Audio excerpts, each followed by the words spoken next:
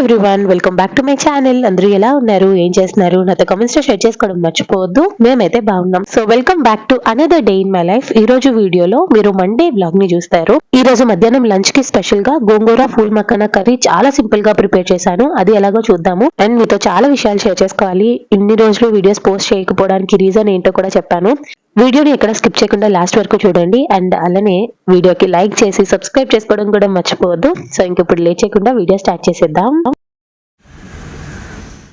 ఇక్కడ డాడీ తులసి చెట్టు నాటుతున్నారు. లాస్ట్ వీడియోస్ లో ఒకళ్ళు కామెంట్ చేశారు, అంటే తులసమ్మని మేము కట్టేశాం కదా, అలా కట్టొద్దు, ఫ్రీగా వదిలేసేయండి అని చెప్పేసి. అండ్ కొన్ని వాళ్ళకి తెలిసిన ఇన్ఫర్మేషన్ కూడా నాతో షేర్ చేసుకున్నారు. Thank you so much. మీరు ఏదైతే చెప్పారో సేమ్ అదే ప్రాసెస్ ఇక్కడ మేము ఫాలో అవుతున్నాము. అండ్ ఆ పక్క కుండీలో కొన్ని తులసి చెట్లు పెరుగుతాను, అవి తీసి మెయిన్ కుండీలో వేస్తున్నారు.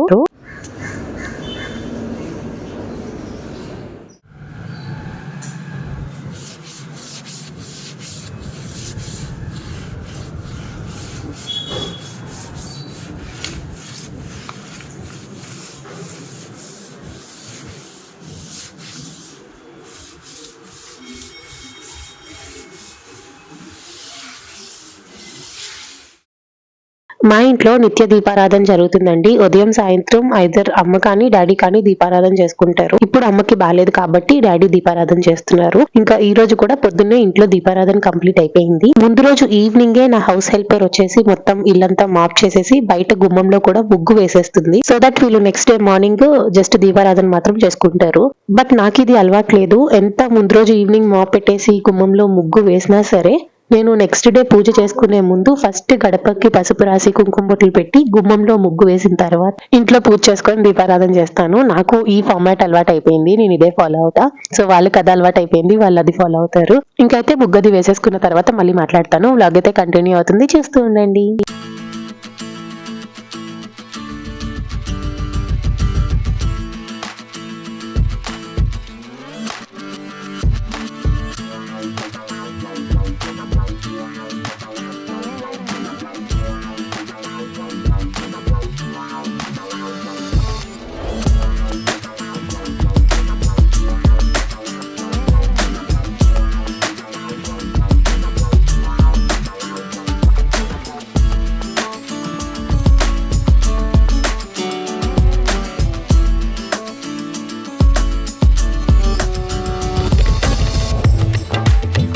ఇలా ముగ్గు వేసిన తర్వాత దాని మీద పసుపు కుంకుమ వేయడం నాకు అలవాటు. బట్ అది కాళ్ళతో తొక్కేస్తారన్న భయంతో ఇలా కలర్స్ తెచ్చుకున్నాను అనమాట.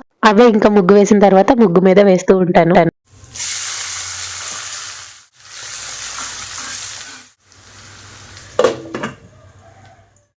ఈ రోజు మధ్యాహ్నం లంచ్ లోకి స్పెషల్ గా గోంగూర ఫూల్ మక్కన కర్రీ ప్రిపేర్ చేస్తున్నాను. దాని ప్రాసెస్ ఏంటో చూసేద్దాం. ఇక్కడ నేను నాన్ స్టిక్ బాండి యూస్ చేస్తున్నాను, అందుకని సెపరేట్ గా ఆయిల్ అంటూ ఏం యాడ్ చేయలేదు. నార్మల్ యూటెన్సిల్ లో కనుక కుక్ చేసుకున్నట్టయితే కొంచెం ఆయిల్ యాడ్ చేసుకోండి. ఆయిల్ వేడైన తర్వాత గోంగూర యాడ్ చేసేసుకొని అందులోనే రుచికి సరిపడా ఉప్పుతో పాటు కొంచెం పసుపు కూడా వేసేసి ఈ గోంగూరని ఆ ఉప్పు పసుపులో మగ్గించాలన్నమాట.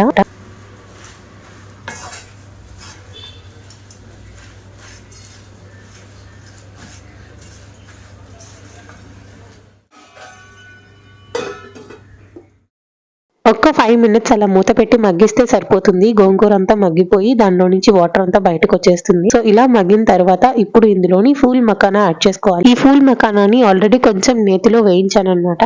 సో అలా వేయించిన ఫూల్ మకానాని డైరెక్ట్ గా ఇంకా గోంగూరలో యాడ్ చేసేసుకొని అందులోనే రుచికి సరిపడా ఉప్పు కారం కూడా యాడ్ చేసుకోవాలి. ఇందాక గోంగూరలో ఉప్పు యాడ్ చేసాం కాబట్టి చూసుకొని ఉప్పు యాడ్ చేయండి. అంతా కలిసేటట్టు ఒకసారి మిక్స్ చేసుకున్న తర్వాత ఇంకా ఫైనల్ గా ధనియా పౌడర్ ఒక 1 tablespoon వరకు యాడ్ చేసుకోవాలి. గోంగూరలో ధనియాల ఫ్లేవర్ బాగుంటది, అందుకని ఒక 1 tablespoon వరకు యాడ్ చేసుకోండి. ఇఫ్ ఇన్ కేస్ ధనియాల ఫ్లేవర్ నచ్చకపోతే ఒక 1/2 tablespoon యాడ్ చేసుకుంటే సరిపోతుంది. ఇంకా అంతా కలిసేటట్టు మిక్స్ చేసుకున్న తర్వాత ఇది ఒక 2-3 minutes ఫ్రై చేసుకోవాలి. ఇది ఫ్రై అవడం కోసమని నేను ఇక్కడ 1/2 tablespoon ఘీ యాడ్ చేసుకుంటున్నాను. ఓవరాల్ రెసిపీలో నేను ఒక 1 tablespoon ఘీ యాడ్ చేసినట్టున్నాను అంతే. అంతకు మించి ఆయిల్ కానీ ఇంకేమీ యాడ్ చేయలేదు. జస్ట్ ఘీలో ఒక 2-3 minutes ఫ్రై అయిన తర్వాత మీకు కన్సిస్టెన్సీకి తగ్గట్టు వాటర్ యాడ్ చేసుకొని ఇది ఒక 5 to 10 minutes కుక్ చేసుకుంటే సరిపోతుంది. ఈ రెసిపీ చూసారు కదా ఎంత సింపుల్ గా ప్రిపేర్ చేసుకోవడము. Even tomatoes, onion, ginger garlic paste, garam masala ఏమీ అవసరం లేదు. నేను చెప్పిన ప్రాసెస్ లో ఒకసారి ట్రై చేయండి, డెఫినెట్ గా యూ గోనా లవ్ ఇట్. ఇప్పుడు ఇంకా వంట చేసేసి మార్నింగ్ బ్రేక్ఫాస్ట్ కూడా చేసి అప్పుడు నేను డాడీ బయలుదేరాము. ఎక్కడికి అంటే హాస్పిటల్ కి వెళ్తున్నాం. సో నా నోజ్ ఇన్ఫెక్షన్ అయిపోయింది అని చెప్పాను కదా, లాస్ట్ వీడియోస్ చూసే వాళ్ళకి తెలిసే ఉంటుంది. నాకు అడినాయిడ్స్ ఉన్నాయి and at the same time nose infection అయిపోయింది అనమాట. దానివల్ల రెగ్యులర్ గా బ్లీడింగ్ అవుతూ ఉంది. As soon as possible immediate surgery recommend చేశారు డాక్టర్. ఈ సర్జరీ యాక్చువల్ గా ఒక 3 months తర్వాత చేసుకుందాం అనుకున్నాను, కానీ ఇమీడియట్ సర్జరీ రికమెండ్ చేసేసరికి I to have no other option. So ఇంకా ఈ రోజు సర్జరీకి రిలేటెడ్ టెస్ట్లు ఏవైతే ఇచ్చారో అవన్నీ చేయించుకోవడానికి అని చెప్పేసి నేను డాడీ వచ్చాము. ఇంకా టెస్ట్లు అన్ని చేయించుకొని డాక్టర్స్ కి రిపోర్ట్ చూపించేసి మళ్ళీ ఎనస్థీషియా డాక్టర్ ని కూడా వెళ్ళి కలవమన్నారు. ఇంకా అక్కడ కూడా అంతా మాట్లాడి అంతా చేసిన తర్వాత నెక్స్ట్ ఒక 2 days లో హాస్పిటల్ కి వచ్చి జాయిన్ అయిపోమన్నారు అనమాట. సో ఇదే రీజన్ అండి కన్సిస్టెంట్ గా నేను యూట్యూబ్ లో ఒక 2 weeks నుంచి వీడియోస్ పోస్ట్ చేయకపోవడానికి. అంటే ఆపరేషన్ అన్న విషయం నాకు ముందే తెలుసు, ఆ విషయం మీతో షేర్ చేసుకోవడానికి నాకు ప్రాబ్లం ఏమీ లేదు. కాకపోతే హ్యాపీనెస్ ఎంతైనా షేర్ చేసుకుంటాను, బట్ ఎందుకులే వీడియోస్ ద్వారా సాడ్నెస్ షేర్ చేసుకోవడం అని చెప్పేసి ఇంకెక్కడ ఏది మెన్షన్ చేయలేదన్నమాట. బట్ నెక్స్ట్ వీడియోలో నా ఆపరేషన్ గురించి అండ్ దానికి సంబంధించిన డీటెయిల్స్, ఎందుకు ఇలా అయింది, రీజన్ బిహైండ్ ఇట్, ఎవ్రీథింగ్ నా ఎక్స్పీరియన్స్ మీతో షేర్ చేసుకుంటాను. మెయిన్ గా చిన్నపిల్లలు under the age of 6 years parents అందరూ కూడా ఆ వీడియో చూడమని నేను రికమెండ్ చేస్తాను. ఎందుకు, ఏంటి, వాట్ వాస్ ద రీజన్, అందుకు అంతలా రికమెండ్ చేస్తున్నాను అనేది రేపటి వీడియోలో మీరు చూస్తారు. ప్రెసెంట్ ఒక 5 days అయింది నాకు ఆపరేషన్ జరిగి, సక్సెస్ఫుల్ గా ఆపరేషన్ అయిపోయింది అండ్ ఇప్పుడు నేను కూడా మీతో మాట్లాడగలుగుతున్నాను. So from today I was back to work and back to YouTube editing and everything. So లక్కీగా ఆఫీస్ లో కూడా లీవ్ ఇచ్చారు కాబట్టి నేను హ్యాండిల్ చేసుకోగలిగాను. But still I have the pain ఉంది కదా అని అలా కూర్చుంటే పనులు అవ్వవు కదా. ఏం జరిగినా నా మంచికే, ఒకవేళ ఏమైనా జరిగినా ఆ దేవుడే చూసుకుంటాడు. ఇంకా పాజిటివ్ వైబ్ తో ముందుకెళ్ళిపోతున్నా. సో అదనమాట విషయం, ఎప్పటి నుంచో మీతో షేర్ చేసుకోవాలి అనుకుంటున్నా, కాకపోతే సమయం సందర్భం రెండూ రాలేదు, అందుకే నేను ఈ రోజు ఆగాను. సో ఇంకా ఈ వీడియోలో మీతో షేర్ చేసేసుకున్నాను ఫైనల్ గా. ఇంకా వీడియోలోకి వెళ్ళిపోయినట్టయితే హాస్పిటల్ నుంచి వచ్చిన తర్వాత లంచ్ చేసేసి కాసేపు బుడ్డోని పడుకోబెట్టాను. వాడికి హెల్త్ బాగాలేదనమాట. ఏమంటే శివరాత్రికి మంచిగా స్వీట్స్ అవన్నీ తినేసాడు వాడు. సో అందువల్ల దగ్గు ఎక్కువైపోయింది. ఇంకా చేసేదేం లేక హాస్పిటల్ కి తీసుకొచ్చాం. ఎందుకంటే ఇప్పుడు కరెక్ట్ ప్రాపర్ మెడిసిన్ ఇచ్చామనుకోండి, నేను హాస్పిటల్ కి వెళ్ళే టైంకి అది నార్మల్ అవుతాడు అని చెప్పేసి డాక్టర్ ని కన్సల్ట్ అయ్యి ఇంకా ఇంటికి వచ్చేసాం. ఇంటికి రాగానే డాడీ ఈవినింగ్ దీపారాధన చేస్తున్నారు. సో ఇలా పొద్దున్న సాయంత్రం డాడీయే వీలైనంత వరకు దీపారాధన చేస్తున్నారండి. నాకు వీలైనప్పుడు నేను చేసుకుంటున్నాను. రెగ్యులర్ గా అయితే మార్నింగ్ అండ్ ఈవినింగ్ దీపారాధన కంపల్సరీ చేస్తారు ఇంట్లో. బట్ లాస్ట్ 1 year నుంచి దీపారాధన ఈవినింగ్ చేసిన తర్వాత అరౌండ్ 6 o'clock ఆ టైంకి ఇంట్లో ధూపం వేస్తామన్నమాట. ఈ ధూపం కోసమని సెపరేట్ గా గుగ్గిలము, సాంబ్రాణి, ఆవు పిడకలు ఇలా చాలా ఉంటాయి కొన్ని ఇంగ్రీడియంట్స్. అవన్నీ కూడా నేను వీలైనంత వరకు అయితే పూర్ణ మార్కెట్ లో, లేకపోతే ఈనాడులో శ్రీకృష్ణ ఏజెన్సీస్ అని చెప్పి పూజ సామాగ్రి స్టోర్ చూపించాను కదా, సో అక్కడ తీసుకొస్తూ ఉంటాను. అలా గత 1 year నుంచి ఇంట్లో ఈవినింగ్ దీపారాధన అయిన తర్వాత ధూపం వేయడం అలవాటు అయిపోయింది.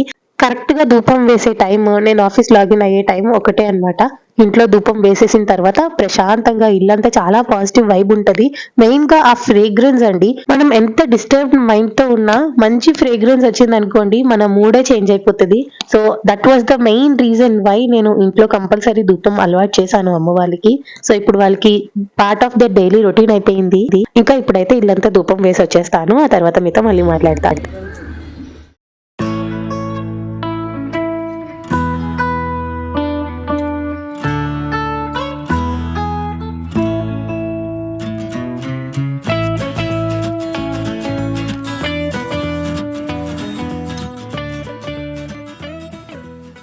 ఇంట్లో ధూపం వేసేసిన తర్వాత మెయిన్ సింహద్వారం బయట ఇలా ధూపం పెట్టేస్తాను అనమాట. అదంతా మళ్ళీ చల్లగా అయిపోయిన తర్వాత ఇంట్లోకి తీసుకొస్తాము.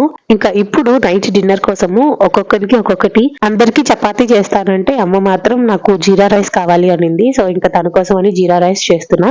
ఈ జీరా రైస్ కోసం నేను ఆల్రెడీ మధ్యాహ్నం కుక్ చేసిన రైస్ ఉండిపోతే దాంతో చేస్తున్నాను. మీరు కావాలి అనుకుంటే బిర్యానీలా కూడా చేసుకోవచ్చు. దాని ప్రాసెస్ కొంచెం డిఫరెంట్ గా ఉంటుంది. అది నెక్స్ట్ ఎప్పుడైనా వీడియోస్ లో షేర్ చేస్తాను.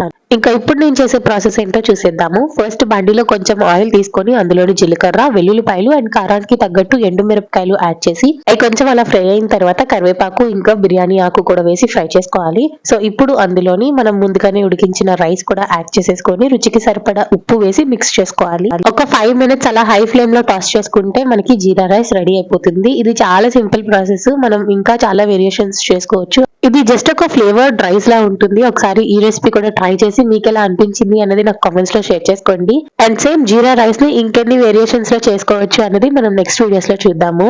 ఇంకా అమ్మ కోసం జీరా రైస్ చేసేసిన తర్వాత మా అందరి కోసం చపాతీలు చేస్తున్నాను. బట్ డాడీ కోసం అని ఫస్ట్ 4 చపాతీలు కూడా పుల్కాల్లాగా కాలుస్తాను అనమాట, అంటే ఆయిల్ వేయకుండా. ఇంకా తర్వాత మా అమ్మ మా కోసం చపాతీలు చేస్తాడు. హలో గైస్, నేను మీ బుజ్జి బాబు. అందరూ ఎలాగున్నారు? బాగున్నారా? మేము కూడా బాగున్నాం. మీరు నన్ను మిస్ అయ్యారా? వలసడు ఇవ్వట్లేదని. నాకు ఎగ్జామ్స్ అవుతున్నాయి గైస్, అందుకే నాకు వాయిస్ ఇవ్వట్లేదు. నేను సడన్ గా బుడ్డోడు మాటలు విని షాక్ అయ్యారా? జస్ట్ ఒక 2 minutes మాట్లాడాడేమో అంతే, ఇంకా తర్వాత ఆడుకోవడానికి వెళ్ళిపోయాడు. సో చూసారు కదా, అందరికి వేడివేడిగా చపాతీలు చేసుకొని తినేసాము. ఇంకా అలా మా డే అయితే గడిచింది. ఈ బ్లాగ్ ని నేను ఎక్కడితోనే ఎండ్ చేద్దామని అనుకుంటున్నాను. అండ్ ఈ వీడియోలో చూపించిన రెసిపీస్ అన్ని కూడా మీరు ట్రై చేసి మీకు ఎలా అనిపించాయి అనేది నాకు కామెంట్స్ లో చెప్పడం మర్చిపోవద్దు. సో ఇంతే, వీడియో నైట్ అయిపోయింది.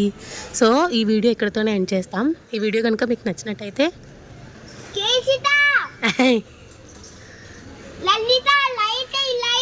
మీకు నచ్చినట్టయితే లైక్ చేయండి, షేర్ చేయండి, సబ్స్క్రైబ్ చేసుకోండి, కొట్టండి, గంట కొట్టండి. ఓకే, సో ఇది ఇవాళ వీడియో. మళ్ళీ నెక్స్ట్ వీడియోలో కలుద్దాం. అంతవరకు బాయ్ బాయ్.